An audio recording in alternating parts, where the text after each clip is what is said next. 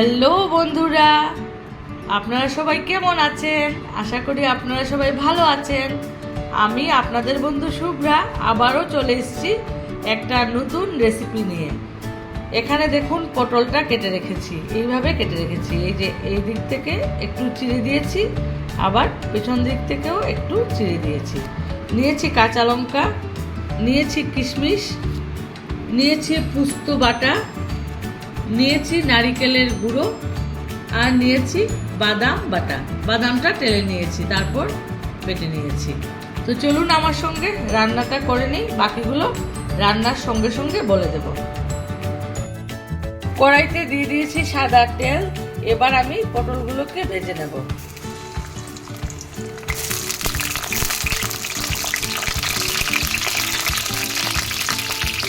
একটু নুন দিয়ে দিলাম।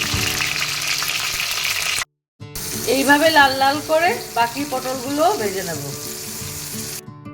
ওই তেলেই দিয়ে দিচ্ছি দুটো তেজপাতা, তারপর দিয়ে দিচ্ছি গোটা জিরে,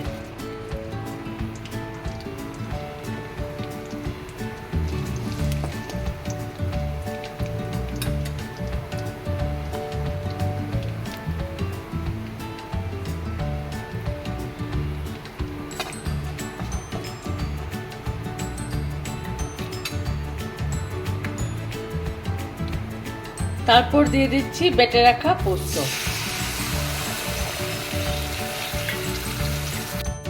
তারপর দিচ্ছি অল্প একটু হলুদ গুঁড়ো, বেশি দেব না, দিয়ে একটু কষিয়ে নেব।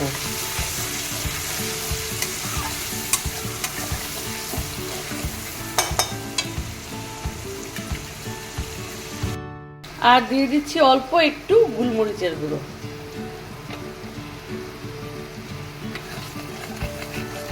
যেহেতু আমি পোস্তটাকে টেলে নিইনি, কাঁচাই বেটে দিয়েছি, তার জন্য একটু কষিয়ে নিতে হবে। সঙ্গে দিয়ে দিচ্ছি নারিকেলের গুঁড়ো, এটাও একটু কষিয়ে নেব একসঙ্গে। আর বাদামটা তো আমি আগে টেলে নিয়েছি, তাই একটু পরে দিচ্ছি।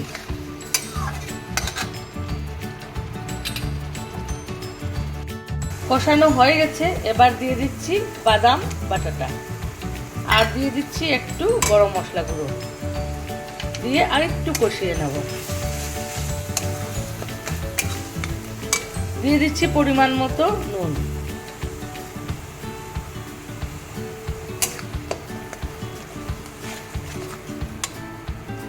মশলাটা ভালোভাবে কষানোর জন্য অল্প একটু জল দিয়ে দিচ্ছি, দিয়ে ভালো করে কষিয়ে নেব।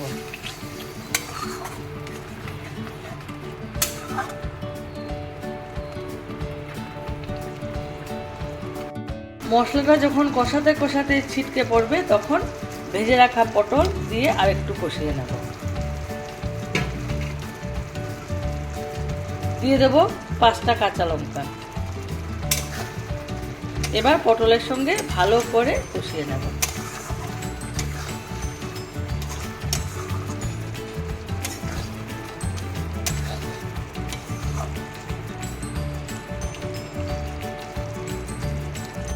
পটলের সঙ্গে মশলাটা কষানো হয়ে গেছে, তেলও ছেড়ে দিয়েছে। এবার পরিমাণ মতো জল দিয়ে দেব, আর একটু জল লাগবে।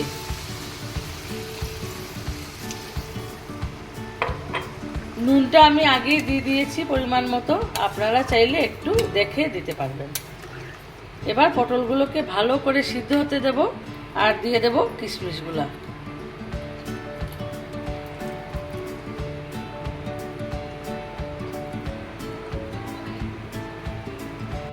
পটলটা সিদ্ধ হয়ে গেছে, রেসিপিটা প্রায় তৈরি হয়ে গেছে। এবার দিয়ে দেব দারচিনি আর এলাচ গুঁড়ো।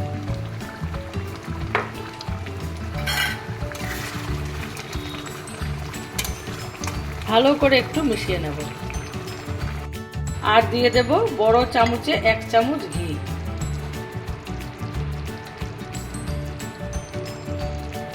আপনারা চাইলে একটু চিনি দিতে পারেন, আমার ডায়াবেটিস, তাই আমি চিনি দিলাম না। বন্ধুরা, এভাবে বানিয়ে খেয়ে দেখবেন, সত্যি বলছি দুর্দান্ত লাগে খেতে।